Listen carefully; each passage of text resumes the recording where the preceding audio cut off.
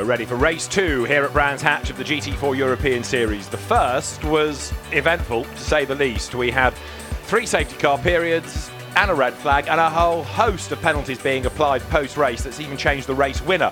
So if you were watching earlier on in the day and you were cheering Stuart Middleton and Will Tregurtha to a win, well, I'm afraid they weren't the winners. They were under on the pit stop, so they got a stop-go penalty converted into a post-race penalty, and it means that the Ginetta duo dropped way down the order to 15th place, and the win was taken by Milan Dontra and Nikolai Müller-Madsen. David Addison trackside, cars making their way round to the grid. We're one short because a McLaren, that of Ricardo van der Ende and Finlay Hutchison, that was involved in a fairly nasty accident in race 1, is because of the damage withdrawn from this race. The series manager has sent a message to all the teams and the drivers emphasising 2 key words, and they're on the timing screen at the moment, and they are safety and respect. And the stewards have been very busy. Lots of people have been up to explain themselves by going into this second race. Safety and respect are the 2 key words the series manager is trying to get across. Now, the grid is still huge. It's 45 cars strong. There's great variety in GT4 European Series this season because you've got the likes of BMW, Mercedes, Audi, Aston Martin, Chevrolet, McLaren, Porsche, KTM, Ginetta, all represented on the grid. And with mandatory pit stops in this race, it is going to be a very busy race indeed. So much so that because of the size of the entry, and here's the front of the grid, there are 3 different pit windows that will need to be allocated depending on whether you're in the Silver, Pro-Am or Am category. For this race, it is going to be Wills Tregurtha and Burns that go first. Third on the grid is Bas Schouten. Gabriele Piano will start 4th ahead of Max Kobolt and Christopher Zöchling. He'll be one to watch ahead of Hendrik Still. Matt Nicol-Jones, Ginetta champ. Mark Bosseng, GT1 world champion. Pavel Lefterov, GT4 race winner. Florian Janitz, Dennis Marshall. You've got some real guns up at the front for this second race. It's going to be an hour long with mandatory pit stops, and the pit stop itself, 98 seconds, line to line. Further back on the grid, after Dennis Marshall, there is Cedric Freiberghaus, starting ahead of Ivan Pareras. A grid drop puts Nikolai Müller-Madsen down to the 8th row. Contact in qualifying yesterday gives the grid drop. Jamie van den Balk is next, ahead of Duncan Hausman and Dominic Schrammel. Andy Merrick, former Bentley Works driver, Formula 3 racer, is alongside Shabar Moore, ahead of Nico Rindlisbacher and Jelle Bielem. Then comes Nicky Leutwiler, Laura Krahammer, Yagish Gedek, Stefan Lemerez ahead of Jean-Louis Jasper and Jan Jonk next. Hamza Ovega lines up alongside Maciej Drescher. There's Julien Darin and Paolo Meloni on the next row from Koen Bogarts, Joachim Berting. And keep going and keep going and keep going. There's Nico van Dierendonk, familiar from the Blancpain GT Sports Club. There's Stefan Cox, the daughter of Peter Cox. Sven van Lara. Louis-Philippe Cernan goes solo. And then at the very back, 43rd to 45th, cars that were excluded from qualifying for ride height offences, and Pierre-Alexandre Jean is going to be one to watch. Now, Stuart Middleton thought he was a winner earlier on in the day. Dakota, our reporter, is with him. Stuart, now you're from just above Newcastle, as you've just told me. This must be really warm down here for you. How do you cope being in the car with such extreme heat? Yeah, it's a little bit further down south for me, this, but yeah, I mean, I'm used to the heat of the car, you know, after driving the thing for so long. So yeah, I mean, it is a really hard task trying to sort of manage, you know, what you're doing and keep your concentration and do everything right with such hot conditions. So yeah, I mean, it's not so bad being out of the car, standing here now, but yeah, as soon as you hop in the thing, it's, you know, it's as if you're getting cooked alive. It's that bad. So yeah, I mean, you just got to try and keep as focused as you can, and yeah, just get on with it, really. And now, what was the story with in race 1? You had a pit lane infringement. Do you know anything about that? Yeah, nothing we can really do about it. I mean, it's just so close. I think it was like a 10th of a second we missed it by. So yeah, I mean, we're just trying to sort of cover off the KTM and the Audi, which was coming down the pit lane at the time. And yeah, if we had waited for the KTM to get through, then we would have had to have waited for the Audi as well and would have lost track position. So the team was in the right to try and get the car out quickly, but yeah, it was just, you know, a fraction of a second, you know. So yeah, unlucky, but hey, we'll bounce back from it and hopefully have a good one this one. There you go, that's racing. Good luck for today. Thank you. Cheers. So Stuart Middleton making the point that the pit stop time, 98 seconds line to line, was 97 point lots, but not 98. And a consequence of that, and in fairness, it's not the only team that was in the wars because of it, a stop-go penalty in exchange of a time penalty of 21 seconds was afforded, but there were lots of others that also had penalties. So, as I was saying earlier on, the win becomes Nikolai Müller-Madsen and Milan Doncher's Audi, which in itself has a grid drop for this race because of an infringement in the qualifying session. So Nikolai Müller-Madsen qualified reasonably for this race, but he's back on the 8th row anyway, so it's a bit of a hike to go and find the eventual race 1 winners. I tell you, the stewards have been busy, and many trees have been sacrificed in all the paperwork to churn out the penalties and the stewards' decisions that have been going on in the last 2 or 3 hours since race 1. The biggest talking point, the incident that ultimately caused the truncation of the race with barrier damage, Laura Kraiheimer and Ricardo van der Ende making contact, and the McLaren of Ricardo van der Ende vaulting the barrier. He was okay, a marshal that was nearby is okay, the car is not, and has had to be withdrawn from this race. So that's why we have these safety and respect words being drummed into the teams and the drivers ready for this race. A quick stroll down the grid shows you the great variety. The Porsche Cayman there of Hendrik Still. And let's catch up on race 1 in as much as it's time we heard from our new race winner, because Milan Doncher is with Dakota. So you actually won the race due to their mistakes. That's a good feeling. Now you're starting on the 8th line of the grid. It's not so good. How are you feeling? It's the first race was a bit more lucky with the qualifying and standing 3rd and then 2nd, and we got some luck with the penalty of the Ginetta. And now we had a penalty for our qualifying 2, 10 places. So a bit unlucky now for us this time, but you never know what can happen. If there's not too much safety car, we can make it to the top 5 hopefully. Do you think you can win? No, that will be a bit too much. No, come on, good luck, thank you. So Milan Doncher, who is the brother of Indy Doncher, who we've seen regularly in Blockpan GT events, and Milan, relative rookie to racing, only started really a couple of seasons ago in the Dutch Supercar Challenge. He's done the Audi TT Cup as well, a bit of karting, and he and Nikolai Müller-Madsen, who's come from the Sirocco Cup and the Audi TT Cup, has done a couple of years of international GT racing, Blockpan Sprint for example, a couple of seasons back, so they're quite a good combination of drivers there. But looking down onto the grid, it's just astonishing, as I was saying in race 1, to see how far GT4 has come in a relatively short space of time, because it's always had potential but never quite clicked up until probably really this season. And now, such is the popularity that not only do you have this European series, there's a North European, a Central European and a French, all of which are standalone championships. You've got a GT4 class in the British GT Championship, which is booming. GT4 in Blockpan GT Series Asia is getting bigger and bigger all the time, and part of this is the manufacturers now are coming into it, not tuners developing cars, but manufacturers developing cars.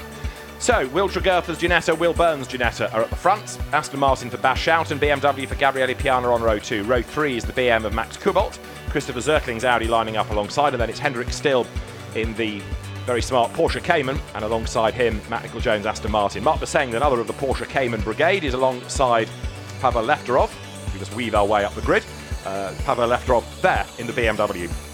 Go back a row, there's Florian Janitz, and alongside him in 110 BMW is Dennis Marshall. Look left, there's Cedric Freiberg-Hausen, alongside him Ivan Pereiras. Nikolai Müller-Madsen comes next in number 5 Audi, alongside, there it is, the Jamie van den Bout BMW. Duncan Houseman's blue Camaro is alongside Dominic Schrammell's Porsche. Row 10, Andy Merrick in the Bullet Racing Mercedes and Shaba Moore for company. Row 11, Nico Rindlisbacher's McLaren. Jelle Bielen in a car that retired on lap 1 of race 1.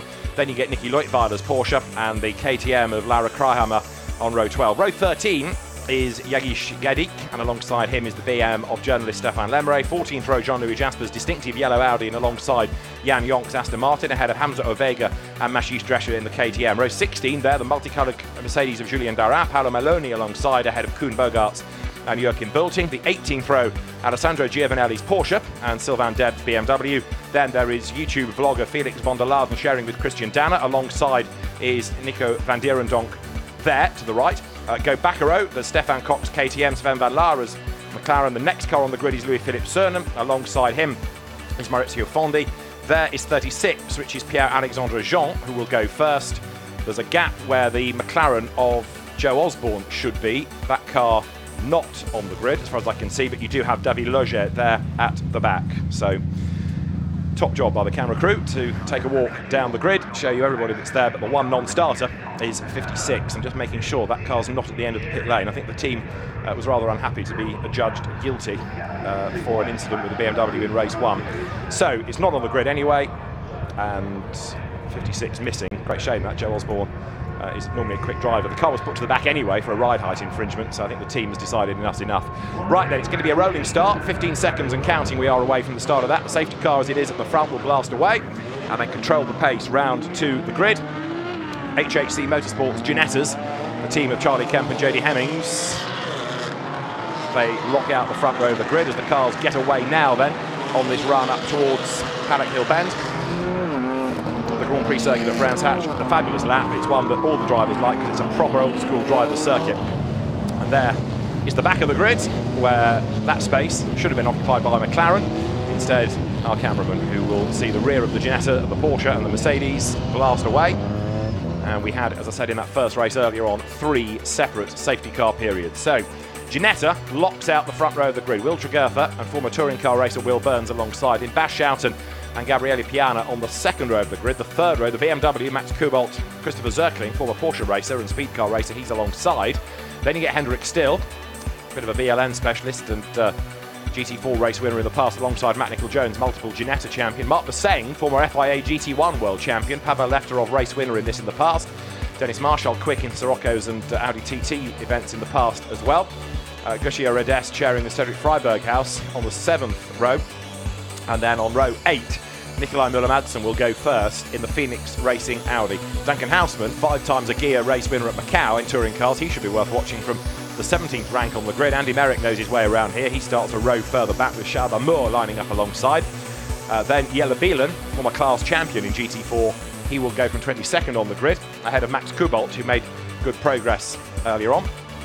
Then you've got further back on the grid, Stefan Lemeray. Now he has done a huge amount of racing miles in his career, Stefan Lemeray. You've got Jean-Louis Jasper, a row back. Jan Jonk and Dennis Stramberg will be worth watching. Dennis Stramberg, a quick saloon car racer. Jan Jonk good in single-seaters, they're getting together in GTs. And further back on the grid, you will find the drivers penalised after infringements in qualifying. So another one to watch, in fact, just before that, number 8, starting 33rd, a car that was 3rd in race 1, Koen Bogarts and Mark van der Aar. But then here you get towards the rear of the grid. Felix von der Laven sharing with Christian Danner. Stefan Cox was in the gravel yesterday in the True Racing car, but should be one to watch in the purposes of this race. Then 32nd on the grid is 41. The field all cycling through. And at the very, very back, you've got David Loger, who failed the ride height test yesterday. Pierre-Alexandre Jean also put to the back for a ride height infringement. And so we should now be good to go.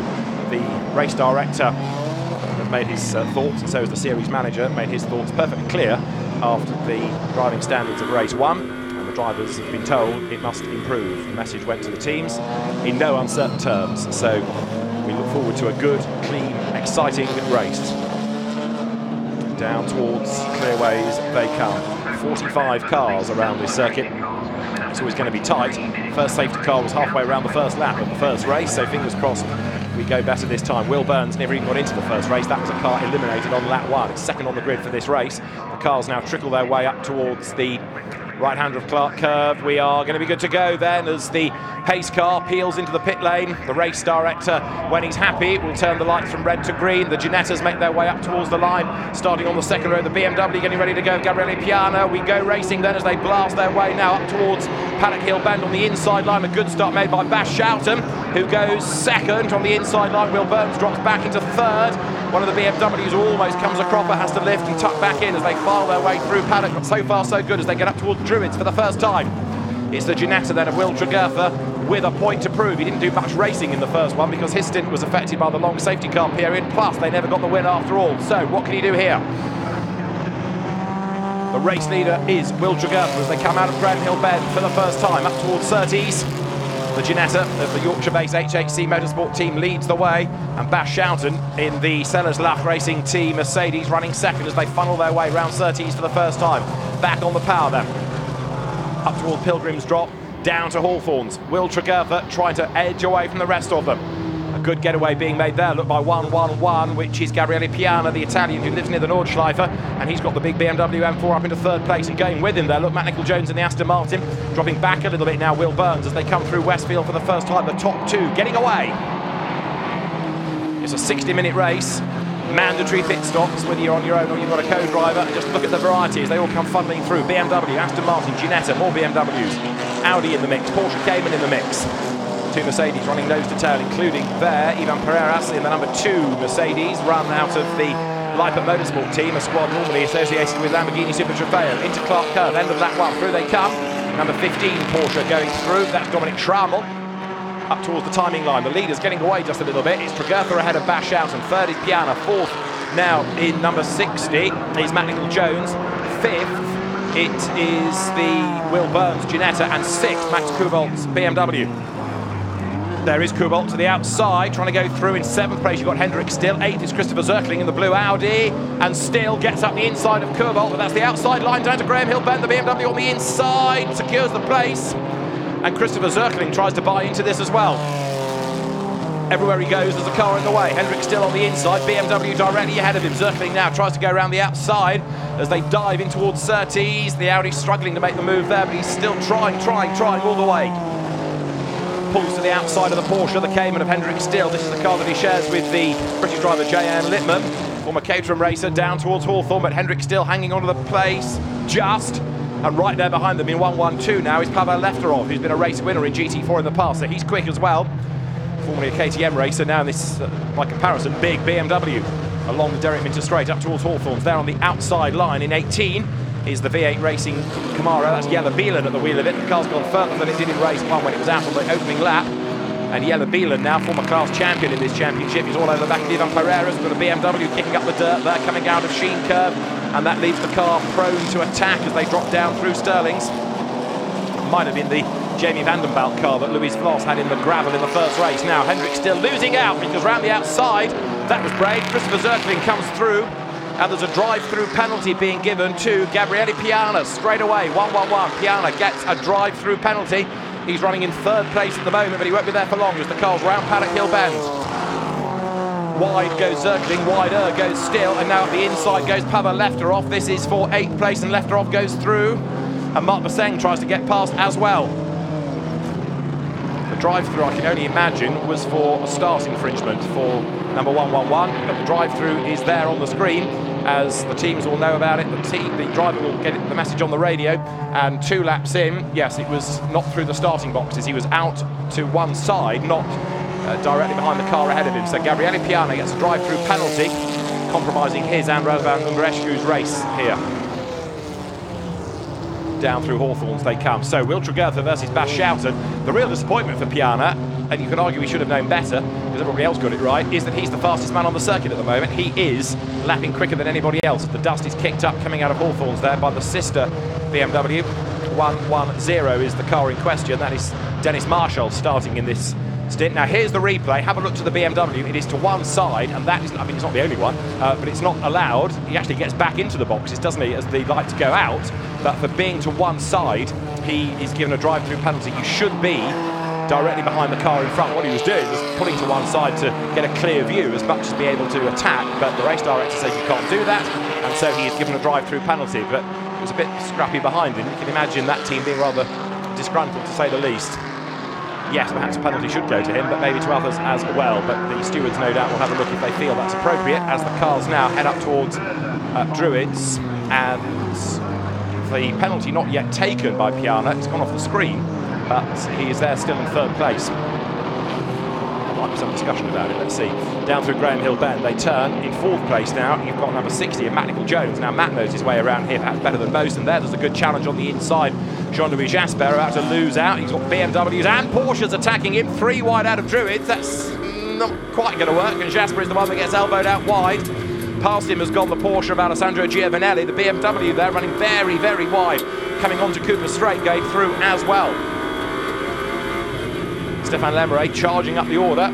They turn their way now out onto the Grand Prix part of the circuit, but the bright yellow highlighter pen Audi dropping 2 spots out of all of that.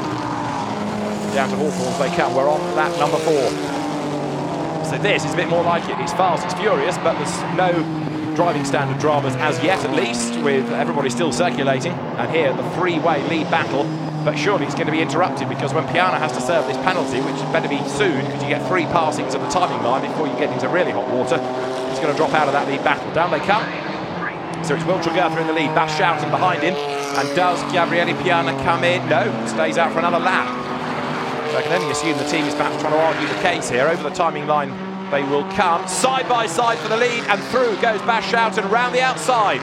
So really that's the first time that Ginetta has been overtaken all day in this race, or the first. It's got more weight and a different ride height from yesterday. And now Will Tregurtha under attack, because up the inside goes Gabriele Piana. So through into second place goes the BMW, and now the Ginetta falls to third place. Now, is this a problem, or is this a legacy of the change to the BOP overnight? Either way, the car has dropped back into third.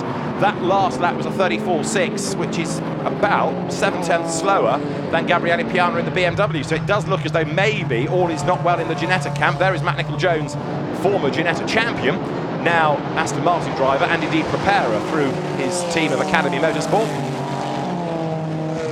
Down towards Hawthorns they come, and look, Matt Nicol-Jones is all over the back of the Ginetta like a rash now. In 5th place behind is Will Burns, in 6th place is Max Kubalt. The team manager of number 9 is being summoned to the race director immediately, and that is the Duncan Houseman Chevrolet. So we're not entirely sure what that has done. We've got a yellow flag in sector 1 because somebody's just fallen off into the gravel of the paddock, but has dunked themselves out again. The leaders battle on, and now it's a pair for the lead and a pair for third place. But you do get the feeling that maybe the HHC Ginetta has got a problem. I can't believe this is purely the BOP, because it was pretty quick in the first race. So this is how the lead changed. Have a look at the Mercedes. Good drive out of the corner. The Mercedes, with all that grunt and go, able to use the power, but the Ginetta seemingly unable to do anything. Will Tregurtha moves to the inside line, but the Mercedes easily through. But the other significant one is Piana in the BMW, because he was up and passed virtually straight away as well. Now, the BM has served this time the drive-through penalty. It is in. So that means that now Matt Nicol-Jones there, look, he's up into third place in the Aston Martin. Matt Nicol-Jones shares that car with Fiona James. With all due deference, Matt's the quicker of the two, so the car may not necessarily stay up in third place, but Matt is doing, as ever, a great job of reminding people how quick he is. He used to dominate Ginetta G20 races a long, long time ago. He goes now through Surtees onto the Grand Prix loop. We understand the number 9 Duncan Houseman incident was for contact on the opening lap with another car.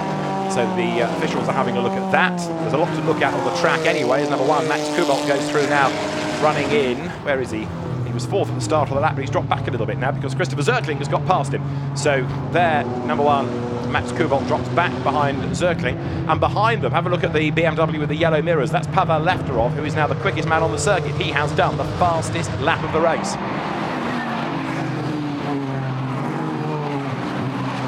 Through goes Kubalt.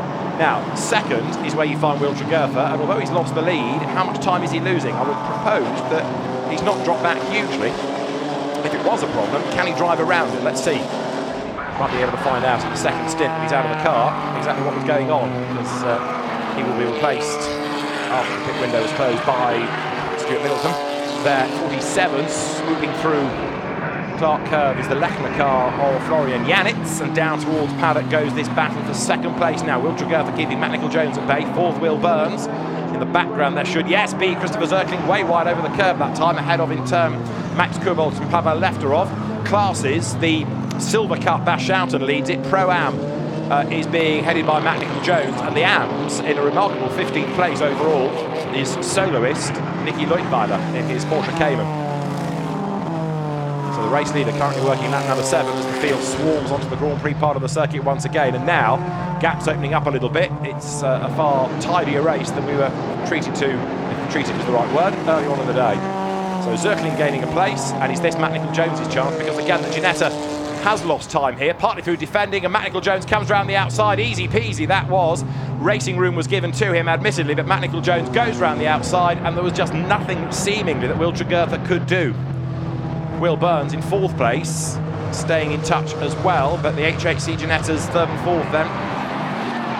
British team in 2nd as well, Academy Motorsport, but up front, number 31, the Sellers Lap Racing Mercedes, in the hands of Bash Schouten, with Bart Slout to take the car over. Now, Sellers Lap Racing has a good pedigree in things like Bell Car, and the Belgian Touring Car Series, but also going back quite a long time to the days of the FIA GT1 World Championship and FIA GT. Patrick Sellerslack used to run Corvettes in the two championships, and now turning his attention to GT4. Replay at the start, which, as we've already seen, was the undoing of Gabriele Piana on the second row in the BMW. But the idea is that you stay up to the lights behind the car ahead. He did not. Others dived out when the lights went out, and Piana was given a drive-through penalty for that. And as Will Burns tried to defend from him, so up the inside went Bas Schouten, and that put the Mercedes into second place and then into the lead of the race ultimately. Field turning its way out of Paddock Hill Bend, and then the climb up the hill.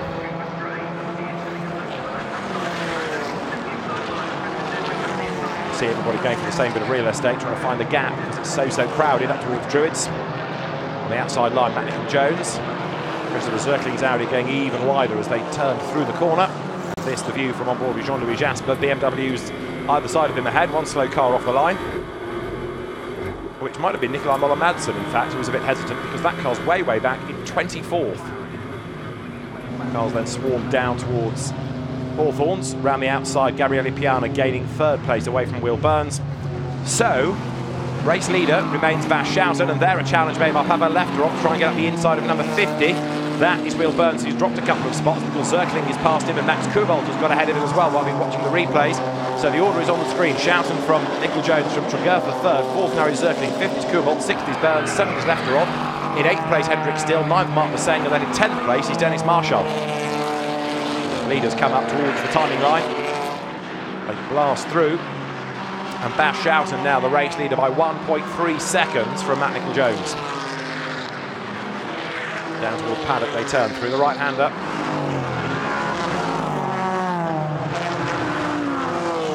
1-1-2.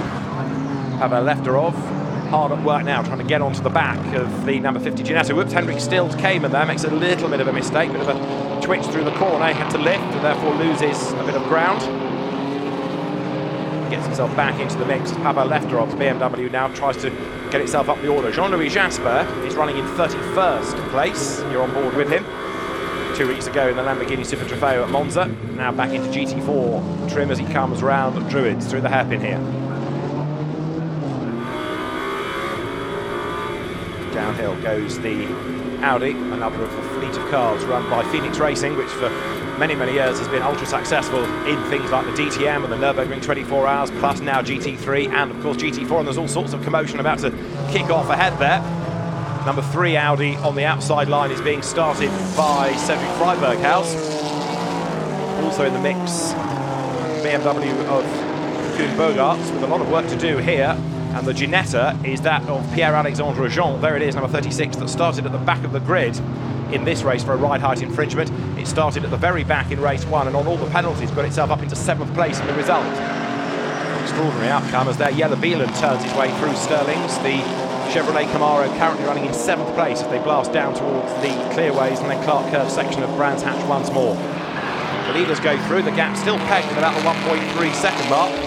Number 15, which is the Dominic Schrammel Porsche, being warned about track limits. So as ever in GT4, there is a lot going on. Leaders through, in towards the right at Paddock. The road drops downhill, and then the cars will sprint their way up towards Druids once more. Just about everybody's got somebody to fight against at the moment. There is number 38 BMW of Jamie van den Balk, keeping at bay for the moment Duncan Houseman, who I think we'd expect to be higher than his 18th place. Jelle Bieland just up the road ahead, look. So the BMW sandwich between the two mighty Chevrolet Camaros, which you can argue are real brute force type of GT cars, whereas the KTM Crossbow is a completely different way of tackling the GT4 problem. Low volume manufacture at light, and almost like a sports prototype by shape. So the race leaders currently are on lap 10. Pavel Lefterov is now being given a warning flag as through goes Jamie van den Balk, hanging on for the moment at least to his 18th place, trying to attack Jelle Bieland, fend off Duncan Houseman behind. A very experienced Dutchman, but the Chevrolet Camaro is just not seeming to have the pace around here. They like big long straights. This is a handling circuit rather more than a grunt and go circuit, but the Mercedes doing a good job up front. Bas Schouten it is who leads the way for the moment. So the ex-Formula Ford racer leading from Matt Nicol-Jones by 1.3 seconds. 44 minutes still to go. The first pit window to open is going to be the Silvers, then the AMs and the Pro-Ams right at the very end, which in the first race, because of the safety cars, affected their overall results, didn't really affect the class results too much. Nikolai Müller-Madsen through again. He's up to 22nd place, but that Audi is a long, long way back compared to how he was going in the first race. So along Cooper Straight go the race leaders. Will Tregurtha hanging on to his third place, but it's a distant third, and he's under attack now from Christopher Zirkling as they go through.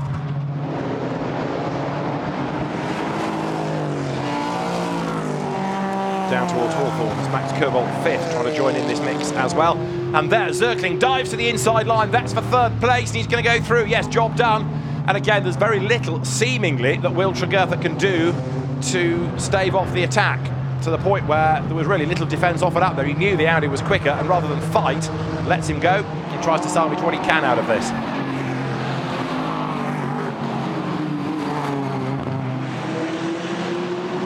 Now there's the leading car with a bit of damage. Yes, the diffuser slightly deformed at the back, dragging on the ground. Now if the scrutineers see that, they're going to want a black and orange meatball flag potentially for him.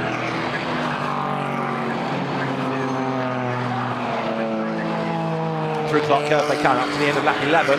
So Bash Schouten still leads the way. The car goes past, gets just this little bit of something dragging on the right rear corner. As yet, not aware that the officials want to have a look at it. We've got into the pit lane, the car that went well in the first race, Hamza Ovega, Marcus Lundstrass's Audi, so that's out of that leading mix. Christopher Zirkling now having gained one more spot, could be the real man to watch at the moment in this, as there, number 50, Will Burns, down in 6th, Pavel Lefterov behind him, Hendrik Still, and then Mark Vasseng in the Porsches, next in the queue.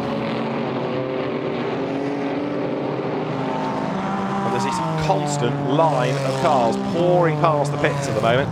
And when we get into the pit window, and the traffic management becomes even more difficult to really get a handle on. And there, look, Christopher Zirkling coming up to attack the Aston Martin now for second place. Drivers are going to have a real challenge trying to get through the back markers after the pit stops. So you've got Bash Schouten in the lead. His last lap was a 34.5, which is comparable to his earlier pace, so that rear damage not affecting him too much, it seems. But Matt Nicol-Jones now was being given a hard time by Christopher Zirkling. There he is, going through past the traffic. Zirkling ahead still of Will Tregurtha. Max Kobold is next. They put a lap on the McLaren. Down towards Sterling's then with the lights constantly flashing.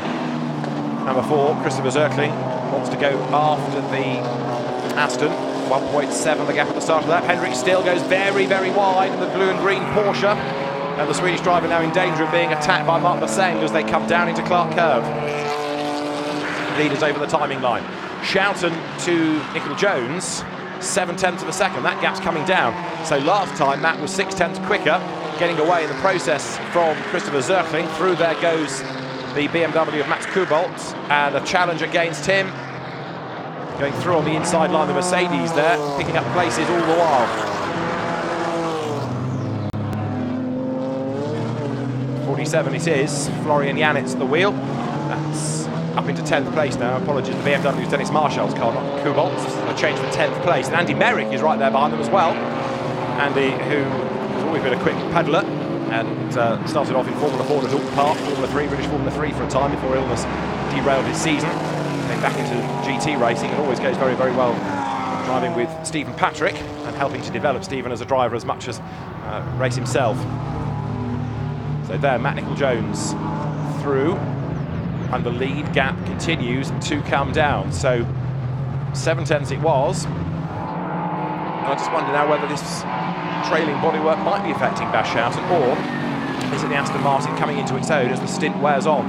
But either way, the advantage that was there ain't there anymore. Bash Schouten, there it is again. You see that right rear corner with the little bit of diffuser or under tray dragging, and he's going to lose out. Is he? Matt Nicol-Jones comes up alongside. No, not able to level, so the Mercedes hangs on to the advantage down into the right at Clark Curve. There's another warning flag being issued, and it is for Jean-Louis Jasper, our onboard camera car, for track limit abuse. Over the timing line go the race leaders, the gap's 0.2 of a second.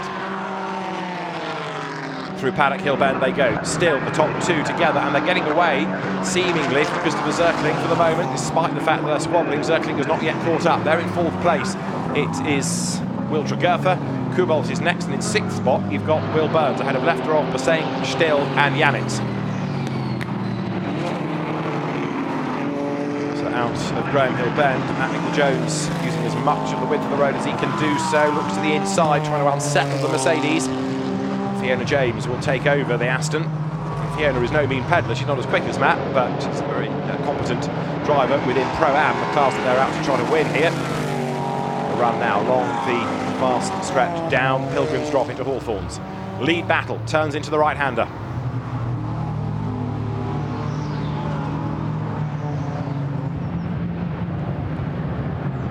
Out of Westfield then now, up towards the approach to Sheen Curve. And Matt Nicol-Jones has done the hard part of the catching, but now is he going to be able at all to find a way through? It's a very difficult ask, this, where the cars are so evenly matched. They turn their way up through Sheen Curve, and now once more out of Stirling's they come. This is the run down towards Clearways. Matt Nicol-Jones, just like the leader, just like Zirkling, runs wide up over the curve, tries to maintain momentum though, and get the run into Clark Curve, can't do it. And up the road, not instantly, but not that far up the road, is the first of the back markers. Over the timing line they turn then now. Inside line for the Mercedes, outside line for the Aston Martin. Into Paddock Hill Bend they turn, and the gap was only a 1/5 of a second at the start of this lap, 0.2 between the pair of them. Zirkling is catching in 3rd place, he's lapping in the 34s, the 2 ahead of him in the 35, so now 1st to 3rd is 1.7.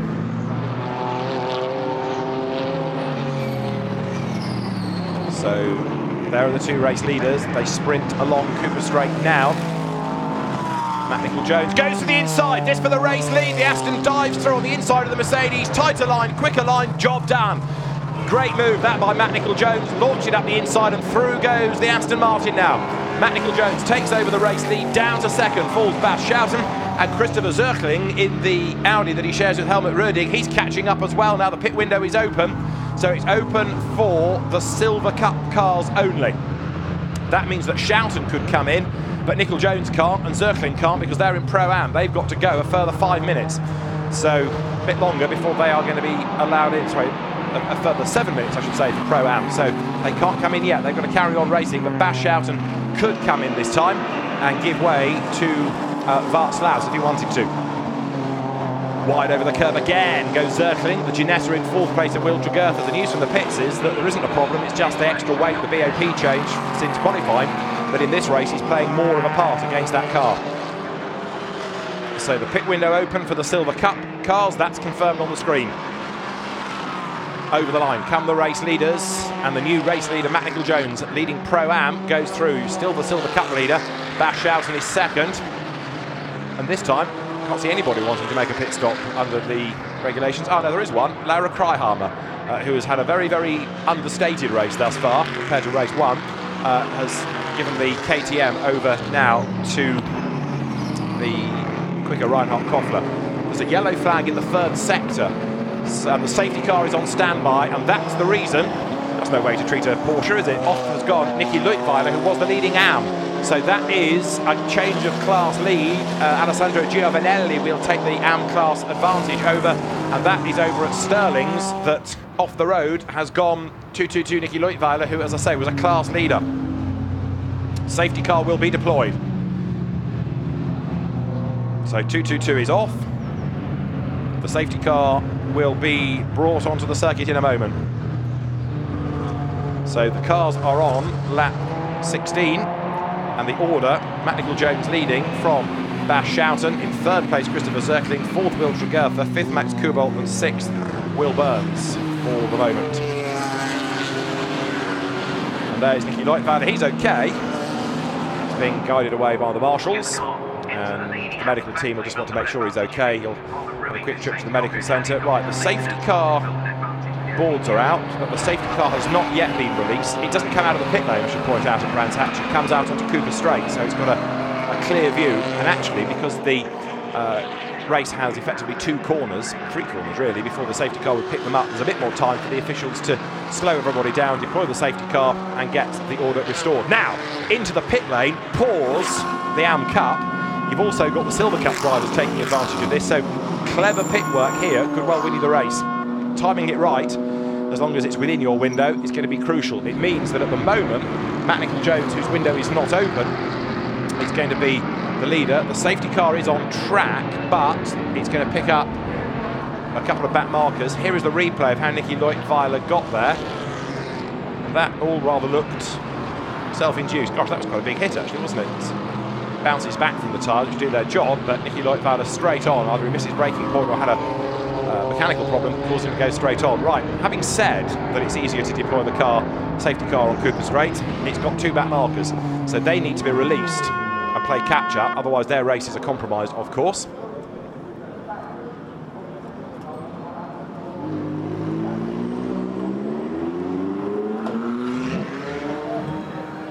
So Matt Nicol-Jones, the race leader, not behind the safety car. He's the third car in the queue because he was behind these back markers. So the safety car deployed, and hopefully, quickly, the back markers will be allowed past. They have been, thank heavens. So there you've got the order, which is Matt Nicol-Jones ahead of Christopher Zerkling, and then in third place it is Will Burns. So all of these now are Pro-Ams that can't yet make their mandatory pit stop. In the pits are the AMs and the Silver Cup drivers that can clearly make their pit stops and will be in the box seat for the overall classification when we go racing once more. So we just had Bart Slaus leaving pit lane, chased by Stuart Middleton, chased by Simon Knapp. So they are going to be key to the overall outcome of the race, those three. There is the Porsche, but that needs moving, and as yet there's nobody there to hoik it out the gravel, so this might be a few laps actually before we can get the race back underway. Safety car comes down towards Clark Curve, and we've got still half the race to go.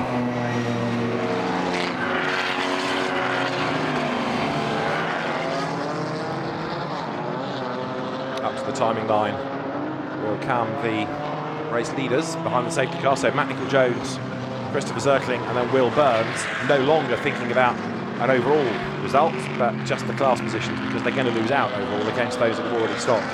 It stands to reason that these drivers are all going to fall back behind them in the pack. 11 is in, which is Lisette Brahms to take over now from Sven van Lara in the Las Moras racing by Keith Verschoor McLaren.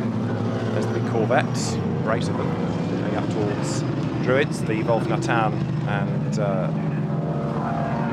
Luke Brahms cars. Matt Nicol-Jones keeping the tyre nice and warm, the pressure's up by doing a little bit of weaving on Cooper Straight, leads the pack as we've got still 31 minutes of the race to run.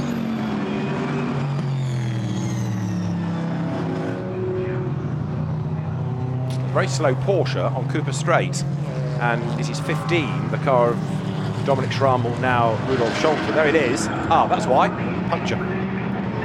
So Rudolf Scholter limps round and could, if he's really clever about this, take the Indy circuit and come into the pits through the back door. Yes, he will. He doesn't even do the Indy circuit, he goes straight for the pits, in fact. So in he will come. So that will cost him a lap. He comes into the pit lane. And they can get a new tyre on, send him back into the race, but he will be a lap down because he's not completed that lap, plus whatever time you lose by having to make the pit stop. Now the Pro-Am's pit window opens at the 30 to 37 minute mark. So the AMS was opened at 35, so the Pro-Am's should be open in 17 seconds. There is Nicky Leutwiler's car being dragged out of the gravel, losing the front balance as it goes. This is the problem about dragging. In the British Touring Car Championship these days, they have a system on the windscreen where the snatch vehicle is attached, the ropes go up, and the car is lifted, not dragged, and then no more damage is done. But there, damaged Porsche made worse by being dragged through the gravel. Pit window is open for the Pro-Ams, so in they come. In comes Matt Nicol-Jones, in comes Christopher Zerkling, and so Will Burns stays out and takes over the lead of the race, which might actually not be a bad idea, because at least what you're not having then is a very crowded pit lane. But if they go green at the end of this lap, it will really compromise that car. So let's see how it all pans out for them. Field turns through, so Will Burns is the race leader, and then the next 14 cars are all in the pits. So the pit lane very, very busy. This is why we have these 3 staggered pit windows, so that you didn't have everybody trying to pour in all at once. So down they come, and Matt Nicol-Jones gives way to Fiona James into the leading Aston Martin. Going to be the class position now that's of attention. And Will Byrne, also in Pro-Am, electing to stay out for just a little bit longer here, as you see. One other car to keep an eye to now is number 5 Audi, because with the safety cars and all the pit stops, Milan Doncha is into 8th, which is going to become 7th after Will Byrne's pits. So that car is going to come back into contention. There, number 2 Mercedes, Marcus Pavarud. So that's another one that's now 5th, which will become 4th.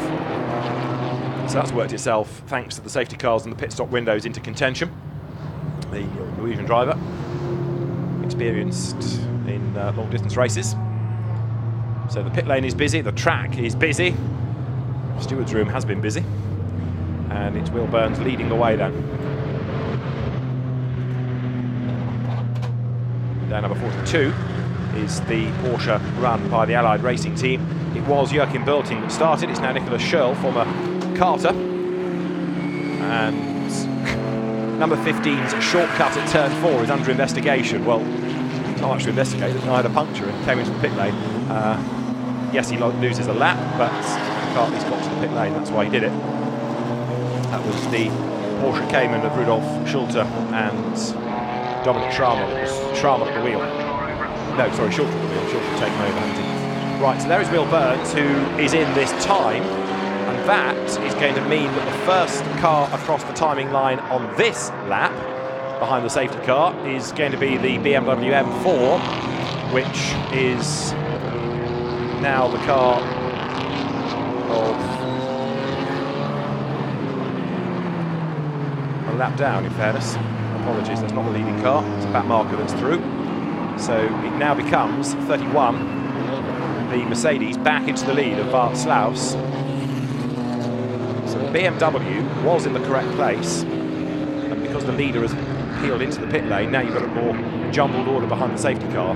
But it is Václav's leading by 0.6 of a second from Stuart Middleton and Simon Knapp in 3rd place. So you've got 2, 4, 6 back markers, then the leader, and then behind Václav, Stuart Middleton is 2nd, Simon Knapp is 3rd, 2 more back markers, and they're 4th, the red Mercedes just going through the shot of Marcus Pavarud. And the safety car is in at the end of this lap.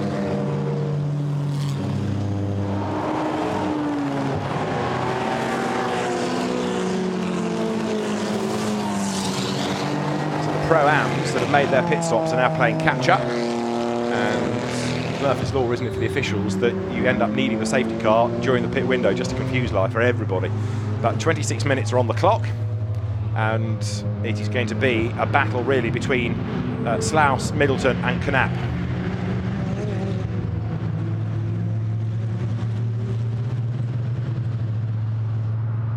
So the safety car, as you see, in this time.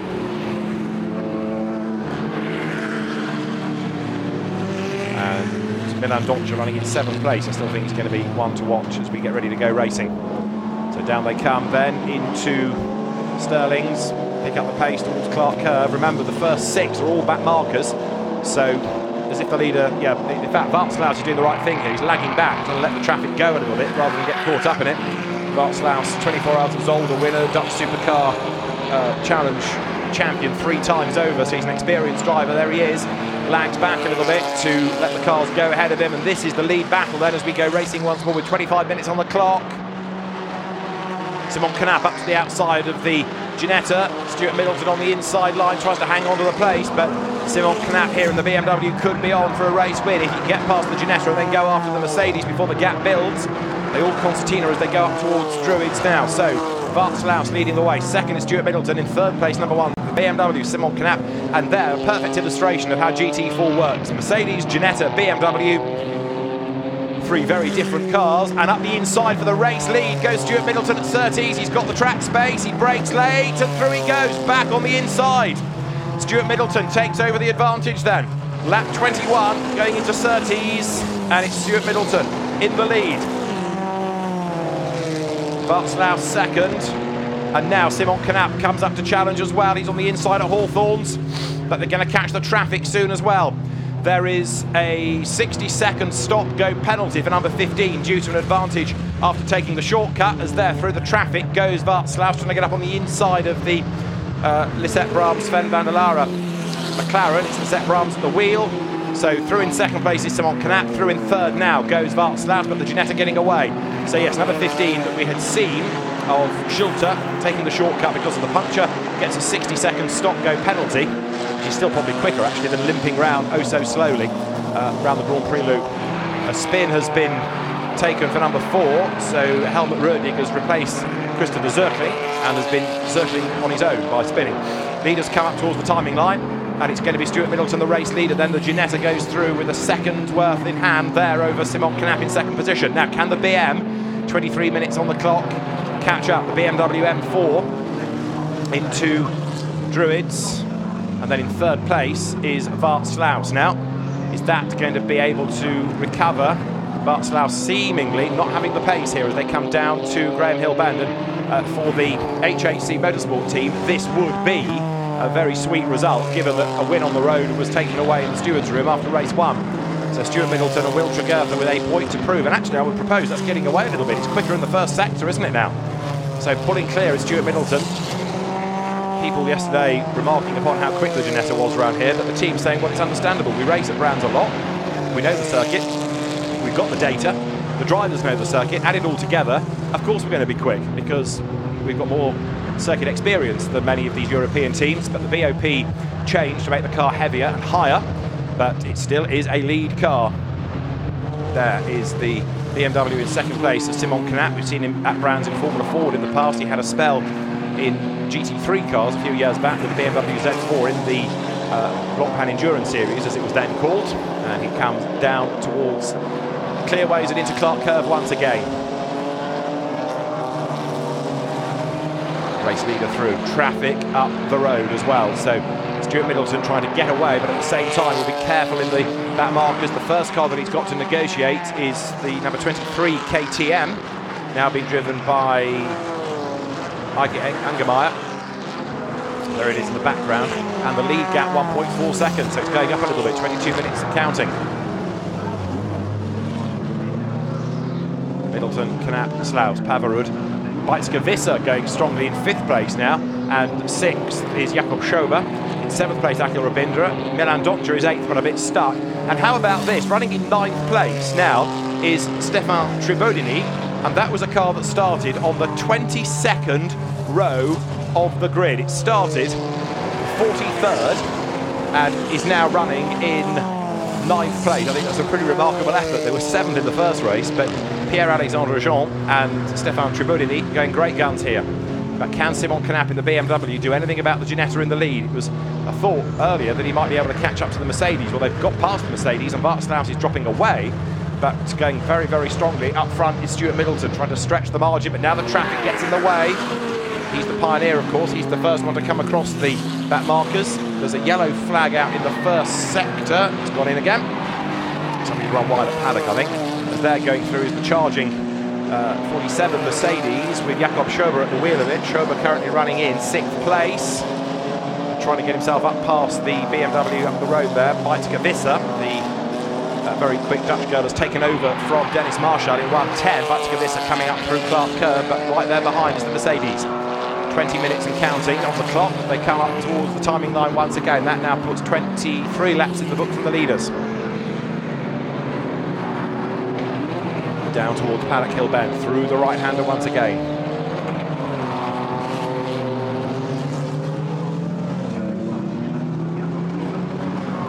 Through Druids goes the fight for 5th and 6th places. Bijtske for the moment staying ahead, but not having an easy time of this, far from it. Jakob Schober in touch.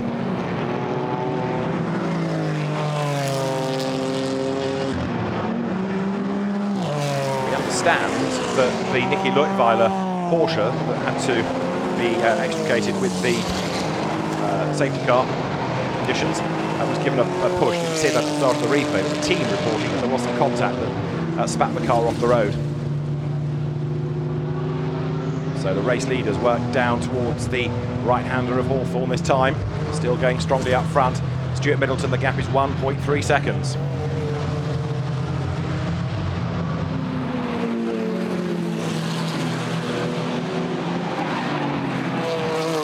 they turn there. Number 47 is the Mercedes. Jakob Schober at the wheel of it. Through goes Marcus Pavarud in 4th place in a car that had some work to do off the line.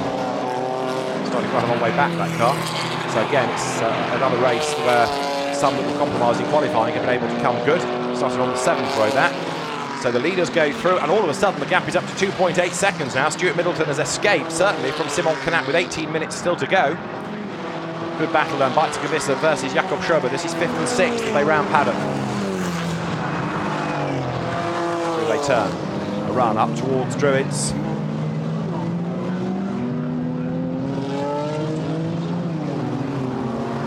So all the time, the race leader, Stuart Middleton, comes across the traffic, has to be mindful of where the back markers are and where he is and whether they've seen him. At the same time as trying to make sure he stays ahead of Simon Canet in the BMW that's chasing.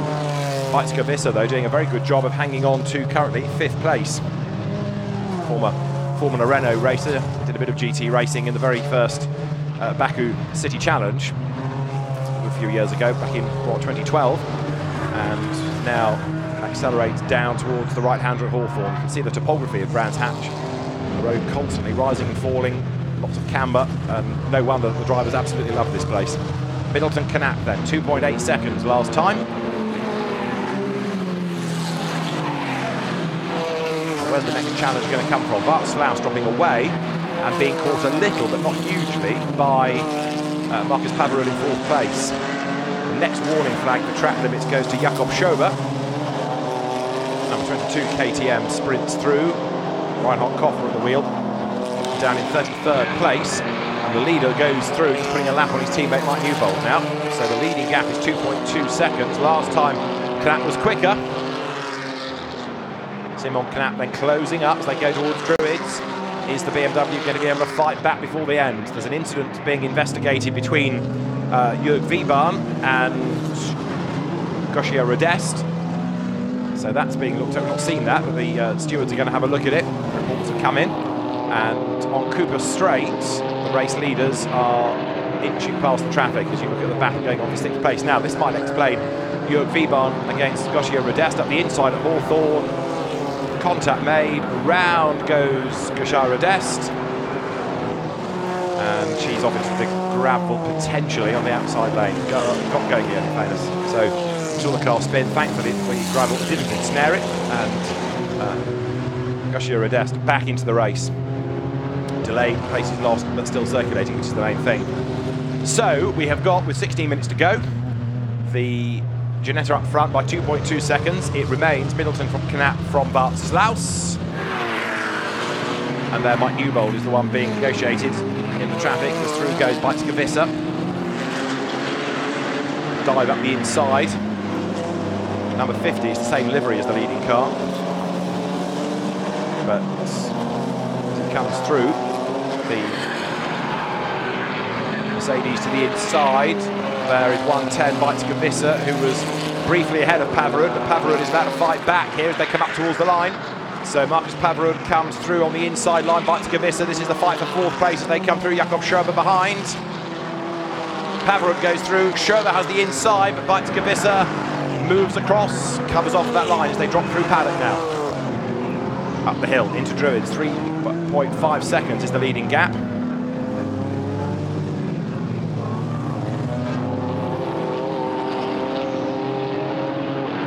Lower down the order, Christian Danner, 31st, having his second race at Brands Hatch since 1986, when he was here for Arrows in Formula 1. Jakob Schober tries to make a move there on the inside, but the door is closed by Bike-to-Gavissa, who is still looking for a way back past Marcus Pavarud. The leading gap is 3.5 seconds.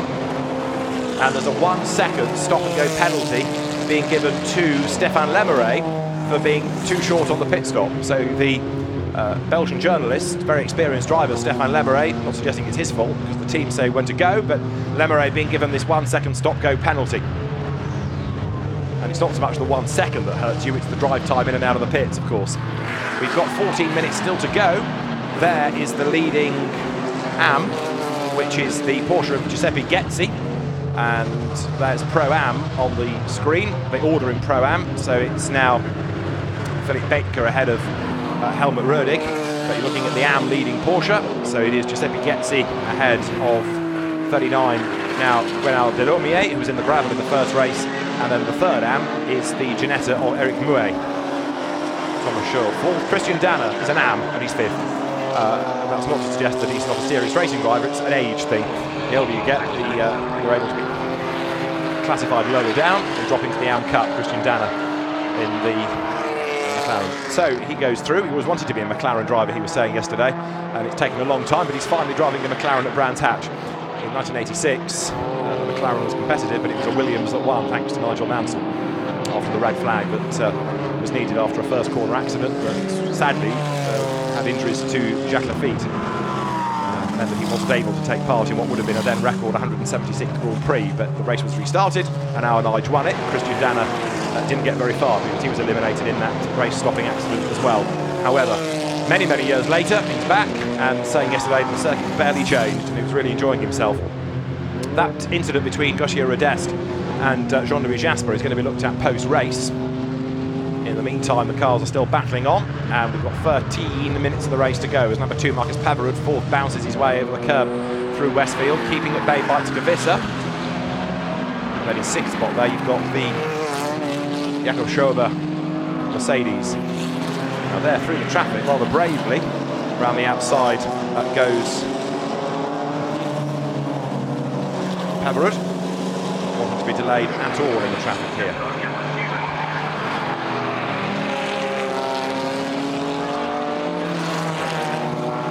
Blast their way now up towards the timing line. Here they come.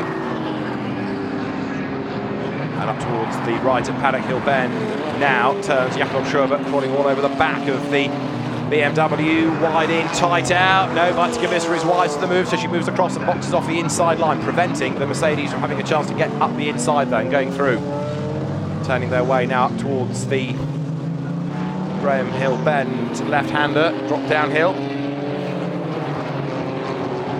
They come. Up front, by the way, the leading gap is going up and up and up all the time. As they're a challenge, but that's in traffic. Weizsäcker trying to get through on the inside of the McLaren. Go through, not being delayed. Now have a look in the background, because finally Milan Doctor has joined the party in the Audi. So suddenly the Phoenix Audi is on the back. There it is, the race one winning car by default is on the back of Jakob Schober now. Down they power in towards Hawthorns. Inside line Schober, outside line is Milan Doctor. And so Doctor tries to work his way through, but he can't do it. And he's under attack as well, because behind Doctor is 36 of Stefan Tribudini up from the very back of the grid.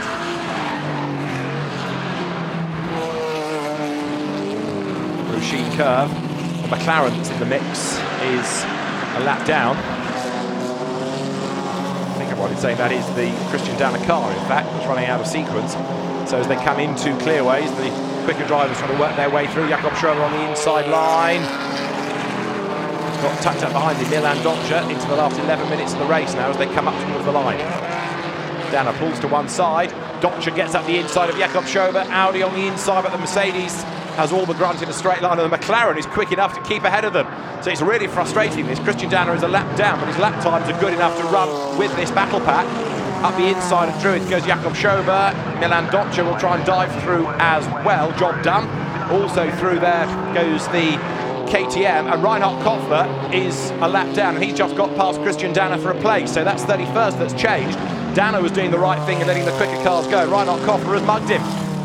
Milan Doctor to the outside, to the inside. Yes, move on. He goes through. Job done, but he goes wide. Reinhard Koffler in the KTM is a lap down and trying to mix it with them.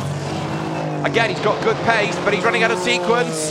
The KTM's already blotted its copybook with driving standards once today. Stefan Tribudini gets up past Jakob Schober as well as they come down towards Hawthorns, and through goes Tribudini.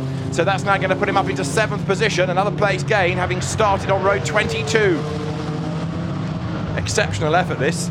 Stefan Tribudini going great guns, and the reigning AM champion in the French GT4 series has not done yet. So Stefan Tribudini in the Ginetta, there it is, the orange and white car charging on. You kind of think that it's only going to be British teams and drivers that will run Ginettas, but they're very popular and successful in the French Championship, and going very strongly here is Stefan Tribudini as he comes down through Clark Curve once again.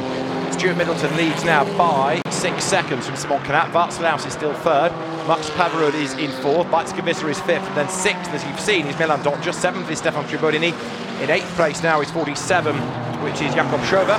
In ninth place is Dennis Strandberg, number 61, the Swede. And in 10th is 111, Razvan Umberescu, recovering, remember, after the drive-through penalty that Gabriele Piana picked up earlier on. It's another of those races where you want to watch it back and work out who did what, where, and why and when, because so much has happened, so much shuffling. And Stuart Middleton it is, though, now building this lead. Will Tregertha led early on and dropped back, but now Stuart Middleton, and hopefully thinks HHC will keep this trophy. Down they turn into Hawthorns.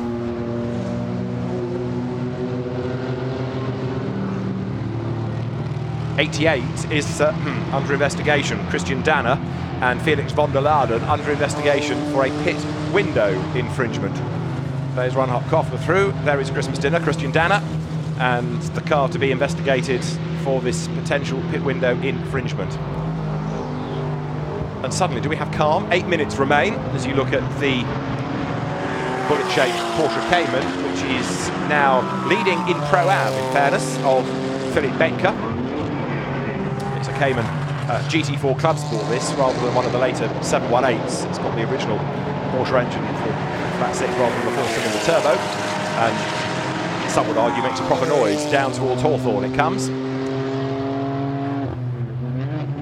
Out of Hawthorn turns Philippe Bethke. He's ahead of Helmut Rödig in Pro-Am, having taken over from Christopher Zirkling. And then the third of the Pro-Amers is 112, Miguel Cristobal, who has replaced Pavel Lefterov in the BMW.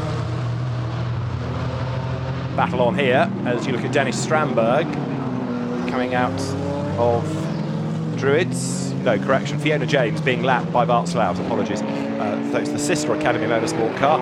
Fiona James, remember, took over from Matt Nicol-Jones and is 29th after the car led early on. An 18-second stop-go penalty for Christian Danner for a pit window infringement. An 18-second stop-go penalty for Christian Danner. We do stop-goes in 1986, I don't remember that we did. Just time penalties in those days rather than stop-goes. Anyway, Danner has picked up a penalty, and he will have to serve that before the end of the race. If he doesn't, it'll be translated into a longer penalty post-race. J.M. Littman's Porsche through, and there is number 2 of Markus Pavarud. Brand's rookie, but going strongly nonetheless here as he tries to get up past Fiona James in the Aston Martin. Through they turn, and now into Sterling's. Milan Donja running in 6th spot, trying to get onto terms with Bajtskevisa further up the road. Big sideways moment for one of the Ginetta G55s there. That was another of the CMR cars, which I suspect means it might have been Eric Mouet doing it wrong. Reinhard Koffler through the KTM 31st. 6 more minutes on the clock as the order continues to change in terms of track position. Back markers being negotiated by the quicker cars on the lead lap all the while. Up front, Stuart Middleton's advantage, though, is 7 seconds, and there's nothing now, it seems, that the MDM Motorsport BMW of Simon Knap can do. There goes Milan Donja up the hill as Bajtkevisa's BMW turns into Druids. The real challenge here is picking out the back markers from those on the lead lap. And as they come towards Graham Hill Bend, the red Mercedes is a very definite 4th of Markus Pavarud. BMW there 5th is Bajtkevisa, and that is the 6th place car, Milan Donja. Donja tries to get up the inside of the BMW, that's trying to get up the inside of the Aston, that's trying to get up the inside of the Camaro. And amazing that they all come out unscathed, but now it's a bit of a roadblock ahead of Bajtkevisa. An Aston Martin and a Chevrolet Camaro fill rather a lot of Kent when they're side by side, and down to the outside line now goes Bajtkevisa. Weaves one way through the traffic, and matching her move for move, look, is Milan Donja. Out of Hawthorns they come. Behind the pair is the charging Reinhard Koffler KTM. So the leaders now go through the right-hander up at Westfield and now make this run towards Sheen Curve, climb the rise into Stirling, which is where we lost Nicky Leutwiler's car earlier on. There's been a spin coming out of Graham Hill Bend, incidentally. It's a BMW facing the wrong way, which I suspect is the car of Miguel Cristobal that was second in Pro-Am. Yellow flag is out as there Milan Donja tries to find a way past Bajtkevisa. There's the recovering BMW. And was it 112? Yes, it was. So that's dropped Cristobal down the order. Through comes Bajtkevisa, still 5th. Donja 6th behind as they run past the pits now. Down towards Paddock Hill Bend once more. they turn, and now the climb toward the Druids. 4 minutes on the clock. Milan Doncia here looking for 5th place, and having won early on in the day, looking to now try and gain another spot before the very end. Down they come in towards Graham Hill Bend once again. Blasting onto Cooper Straight. Behind is Stefan Tribodini, and Tribodini looks to try and close if he can. Up the inside, dives Doncia, 2 wheels on the grass. Tribodini's going to get past Beitske-Visser as well. Audi goes through, Ginetta goes through. The BMW drops back then. Beitske-Visser fights back, tries to come up alongside Stefan Tribodini. Ginetta on the inside, BMW goes back ahead. That was all grunt and go. Beitske-Visser goes through, the BMW ahead of the Ginetta as they drop into Hawthorns. The KTM is right there as well, although that's on a different lap, so it's not really affecting the battle other than distracting the 2 drivers that are busy squabbling now for 6th place. So Milan Doncia goes through, and he's got more traffic up the road. He's got a 911 and a Cayman to negotiate. Here is the fight all of a sudden for 3rd place. Wout Slaus is ahead, but only just, and Marcus Pavarud. So it's 2 Mercedes squabbling here, one run by Sellerslach, the other by Leipert. And Wout Slaus comes into Clark Kerr just ahead there. Look at the red Mercedes. Through they turn on the power and up towards the timing line here. They will go past the pits. Not quite as one, because the gap just stretches to 4/10 of a second, and there's 2 more laps I would offer you that can be wrung out of the race. There's a bit of gravel dust settling at paddock as somebody ran fractionally wide. But this message that was given to the teams before the race about safety and respect, I think has hit home. It's been a much, much tidier race. It's been full of drama still, but there's been a lot going on in it as there the Porsche runs wide. That's the Allied Racing car. I think that was the J.M. Littman car, Jean-Marc Littman, getting out of harm's way. Henrik still having done the first stint in that, and Littman is 26th, taking over from Jan Kasperlik, who's on father duty this weekend, child expected, so J.M. Littman drafted in to replace him. There is Beitske-Visser just ahead of Stefan Tribodini. The KTM, a lap down, remember, but trying to stay with them as they accelerate down towards Hawthorns. There'll be 1 more lap to run at the end of this for these cars, potentially. Looking to see where the race leader is in relation to the clock, actually, because if he can come through in the next 20 seconds, we'll get 2 more laps out of it. So there is Visser, there is Tribodini, and there is Stuart Middleton, the race leader. A flying lap at the moment is at 1:36, so he will come through with now less than a lap time left in the race. It's the last lap then for Stuart Middleton, and hopefully this win will remain for them.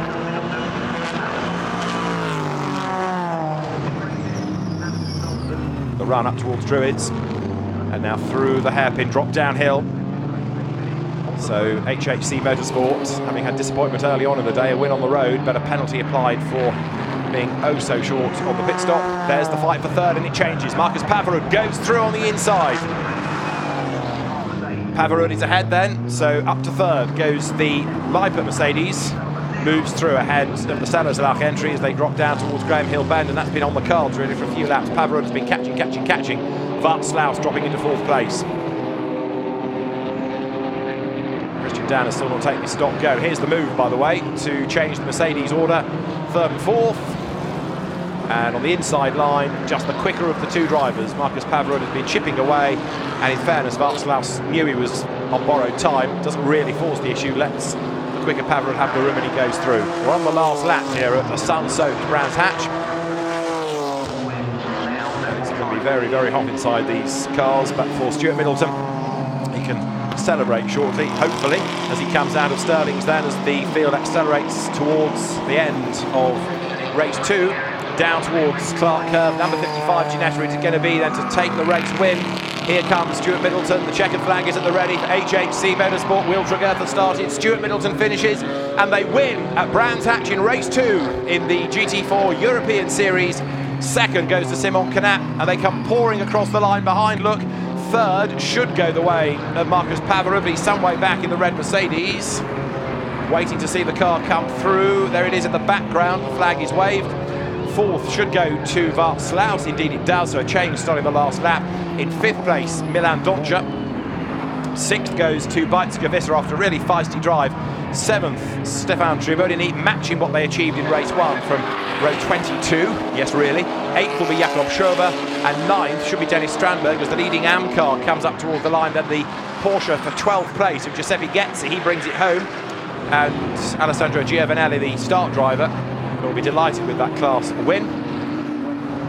Pro-Am is going to be won by this Porsche, Philippe Benker and Marc Bosseng. Marc Bosseng started, but the very purposeful looking Porsche Cayman is going to be on for a class win as it comes into Clark Curve now. This car run by the Schwede Motorsport team. Philippe Benker will bring it home, and the Porsche Cayman GT4 Club Sport MR, its full title, wins in Pro-Am. Philippe Benker and Marc Bosseng ahead of Helmut Rödig and Christopher Zirkling, and third in Pro-Am is going to be Luis Floss and Jamie van den Balk. And as they're still coming over the line, the winners are already at Parc Ferme, because you can do the cut through into the pit lane. And a great drive by Stuart Middleton and Will Tregurtha, and they hope that that is a win that they're going to keep. So, hugs all round. A job very well done. And the celebration starts. Stuart Middleton wanders across to find the HHC crew. HHC Motorsport as well. Charlie Kemp and the boys will be massively Charlie pleased. Kemp and Jody Hemmings' team can hopefully celebrate a win.